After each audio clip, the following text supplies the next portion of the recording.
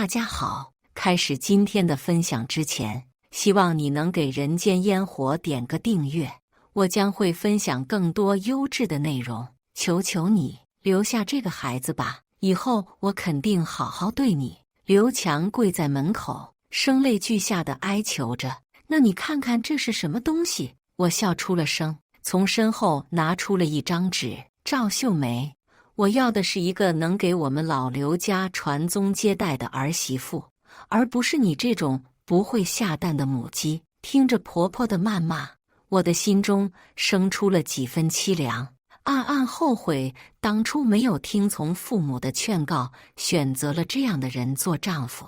我出生在书香世家，父母都是教师，家风严谨，因此对我的要求也是极为严格。生活在这样的氛围下，我自然是品学兼优，周围的邻居还有家中长辈都经常称赞我听话懂事，但我清楚这并不是我渴望的生活。父母希望我考师范专业，这样也能在家里人的安排之下成为一名教师。我不愿一直被他们安排，为此做出了反击。在高考时，我悄悄更改了自己的志愿，选择远在千里之外的一所大学，学习哲学专业。在收到录取通知时，父母十分生气，我也和父母爆发了激烈的争吵。我一气之下，独自一人买了车票，到了南方上学。而就是在这里，我结识了刘强。因为是和父母吵架离家出走的，所以我身上没有什么钱，只能去找个餐馆打工赚取生活费。而刘强正是这里的老板。自从我开始在餐馆打工后，刘强对我百般照顾，十分纵容。即便是我犯了错，刘强也很少责怪我。刘强是我第一次接触的男人，所以我心动了。而刘强对我也有着好感，这是我感觉得到的。水到渠成的，我们二人在一起了。这段日子里，家里总是给我打电话，希望我能回家认错。但我将这件事告诉刘强后，刘强却说你没有错。面对刘强的袒护，我只感觉更加心动。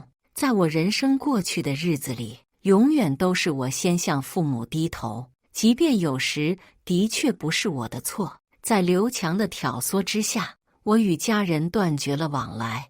我们二人感情很好，慢慢的便住到了一起。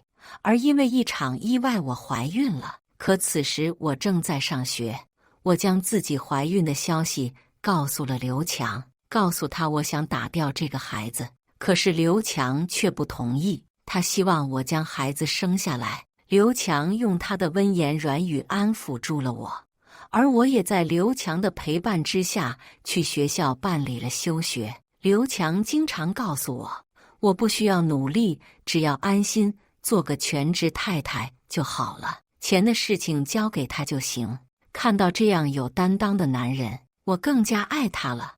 我将刘强的存在告诉了父母，虽然他们不同意，不过我依旧没有顾及他们的反对，毅然决然地和刘强结婚了。虽然刘强对我还不错，不过刘强的母亲却是个刻薄的人，她言辞之间对我颇为不满，认为我是一个不守妇道的女人。面对婆婆的羞辱，我也多次和刘强诉说我的苦楚，不过他却从来不干涉。不过因为对刘强的爱和孩子，我还是忍了下来。可谁知这孩子居然没有保住。那天我突然感觉一阵腹痛，想去医院，婆婆却说我矫情，不肯带我去医院检查。眼前一片漆黑，我晕倒了。再次清醒后，我却是在医院，医生告诉我孩子没有保住。对此，我只感觉悲痛欲绝。可刘强似乎并不懂我的伤心，他只是告诉我，再努力努力，孩子总会有的。因为没能保住孩子，婆婆也是经常责备我，并催促我尽快要个孩子。而在这期间，我和刘强也是十分努力，非常期待新生命的到来。可是1年过去了，我的肚子仍然没有动静，而刘强对我也越来越冷淡了。我怀疑是当初流产伤了身子，因此也带了刘强一起去医院检查，而医院给出的诊断结果令我大跌眼镜。不过我选择了保守这个秘密。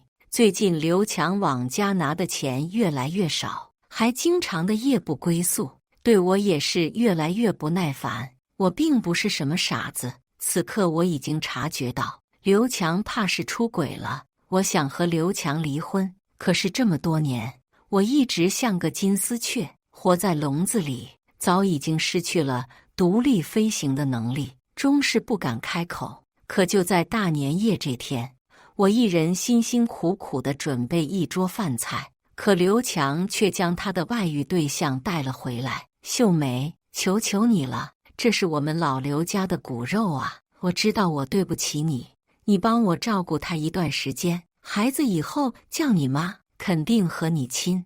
就在旁人阖家团圆的时候，我的家里却在上演一出闹剧。看着刘强还有那个挺着大肚子的小三，我笑出了声。稍等，我去给你们拿个东西。我笑着进了屋，拿出了那份报告，递给了刘强。刘强看着那份报告，先是不可思议，紧接着便要伸手打了小三。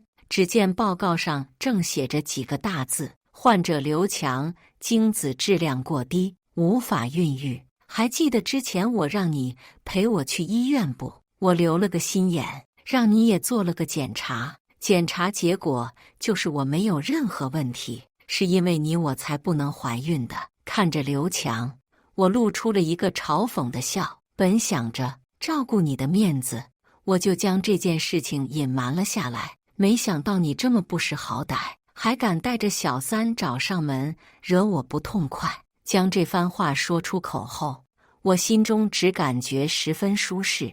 这么多年在刘家受的委屈似乎都发泄了出来，而本来站在一旁看热闹的婆婆，突然像是发疯一样，抢走了刘强手中的报告，一遍遍地看着，口中念叨着：“不可能，不可能，是不是你造假，故意骗我的？”婆婆对我大吼道：“妈！你要是实在不放心，就去医院看看嘛。这个报告单上可还有医院的证明呢。”婆婆似乎很快就从疯癫中冷静了下来，拉住了我的手：“好孩子，这么多年是妈错怪你了，咱把这个不要脸的小三撵走，你好好和刘强过日子啊。”婆婆似乎从未和我这般说过话，我知道她是怕我和刘强离婚。将这件事宣扬出去以后，他怕是都抬不起头做人了。您说笑了，我这个不会下蛋的母鸡，哪敢霸占着你们老刘家儿媳妇的位置呢？我还是尽快退位让贤，让您的好儿子娶到他真正的心爱之人吧。而此刻，小三也傻了眼，他没有想到自己怀孕碰瓷给刘强的事情会被揭穿，更没想到刘强是个不中用的，心中只觉晦气。眼见刘强要对自己动手，小三一改柔弱可怜的模样，反手打了回去。呸！真是个不中用的废物！你要敢碰我一下，我就要讹死你！最终，刘强和婆婆对他都无可奈何，给了一笔钱，将小三打发走。明明是大年夜，一家人团聚的日子，可我的家中却是一片狼藉。婆婆抱着她的宝贝儿子，俩人失声痛哭。而第二日，刘强竟然将工资卡交给了我，婆婆对我的态度也是越发的和蔼了起来。我看着这对虚伪的母子，心中只觉好笑，但心中已经有了计划。我没有搭理这对母子，坚定地选择了离婚。我重新回到了家乡，和父母道歉，并且在父母的支持下继续了学业。而刘强不能孕育的事情被那个小三传了出去，至今仍然没有女人愿意和他结婚，生意也是越来越不景气。如今那个嚣张的婆婆也再也没有了底气，而刘强也颓废了下去。成日里躲在家中，不愿意见人。回到家乡后，我深深地向父母道歉，为自己当初的任性和背叛感到愧疚。父母虽然伤心，但还是原谅了我，并支持我重新开始学业。我重新报考了大学，这次选择了心理学专业。在学习过程中，我发现自己对这个领域充满热情，也从中获得了治愈。大学毕业后，我成为了一名心理咨询师。我想用自己的亲身经历和专业知识去帮助那些遭受家庭暴力和精神控制的女性。每当看到来访者重拾自信、重获新生，我都感到由衷的欣慰。有一天，我接待了一位特殊的来访者，她是一位年轻的孕妇，情绪十分低落。在交谈中，我惊讶地发现，她就是当年刘强的那个小三。原来，她当时并没有真的怀孕，只是想要骗取刘强的钱财。但在那次闹剧之后，她真的怀孕了，却被男友抛弃。看着她无助的样子，我想起了当年的自己。尽管他曾经伤害过我，但我还是决定帮助他。我告诉他，生活总会给我们第二次机会，关键是我们要勇敢地把握住。在我的帮助下，他慢慢走出了阴霾，决定独立抚养孩子。几年后，我在一次心理学研讨会上遇到了一位温文尔雅的男士，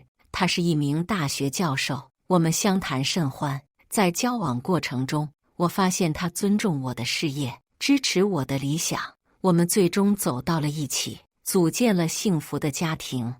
而刘强和他母亲的生活却越来越糟糕。刘强的不育症成了整个镇上的笑柄，再也没有女人愿意嫁给他，他的餐馆生意也一落千丈，最终不得不关门大吉。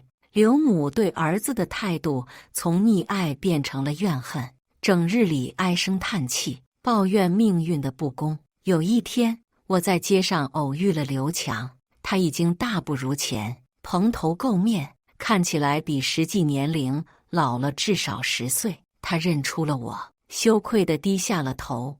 我本想转身离开，但最终还是停下了脚步。刘强，我平静地说，我已经原谅你了，但你更应该原谅你自己，然后重新开始。刘强抬起头，眼中闪过一丝希望的光芒。我给了他一张名片，那是一家专门帮助男性不育患者的诊所，去看看吧，也许还有希望。我说完，转身离开。这次偶遇让我明白，真正的解脱不是看到曾经伤害过你的人遭受惩罚，而是能够放下过去，真诚地祝福他们重获新生。10年后，我已经成为了一名颇有名气的心理学家，还出版了几本畅销书，帮助更多的人走出家庭暴力的阴霾。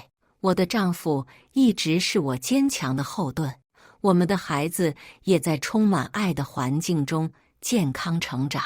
有一天，我收到了一封信，打开一看，竟然是刘强写来的。信中，他真诚地向我道歉，感谢我当年给予的帮助。他说，经过治疗，他的不育症有了很大改善，现在他已经结婚，还有了一个可爱的女儿。他重新开了一家小餐馆，虽然规模不大，但生意还算稳定。最让我感动的是，刘强在信中说，他现在经常去福利院做义工，照顾那些没有父母的孩子。他说，这让他明白了生命的可贵，也让他学会了如何去爱和被爱。看完信，我露出了欣慰的微笑。我为刘强能够重新开始感到高兴，也为自己当年的选择感到骄傲。那个曾经天真单纯，差点毁掉自己一生的女孩，如今已经成长为一个坚强、独立、充满爱心的女性。